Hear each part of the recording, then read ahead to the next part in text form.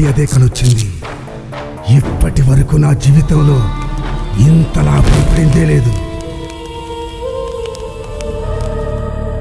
ఇంకో 2-3 రోజుల్లో మిగతా ట్రీట్మెంట్ కూడా స్టార్ట్ చేయాలి. ఇంతకీ శాస్త్ర ఎక్కడా?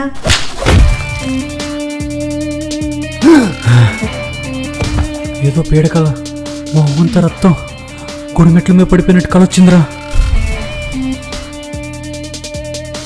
ఏంటి 7 లక్షలు కావాలా? అంత డబ్బు నువ్వేలా తెస్తావు? ఏం చేస్తావు?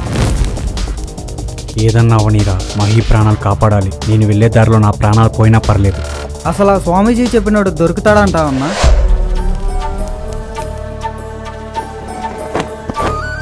నీ ముందు వేణుగానం వాయిస్తున్న కృష్ణుడు మాత్రమే కనిపిస్తున్నాడు, కానీ అతని వెనుకున్న చరిత్ర నీకు తెలుసా?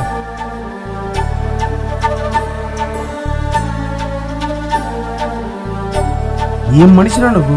నీలో మార్పు వచ్చిందని సంతోషపడలేక నువ్వు ఊరు కూడా నిరూపించుకున్నావు.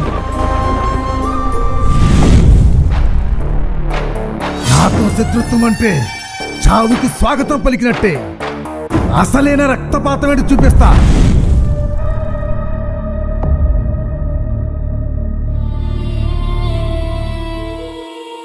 సహస్ర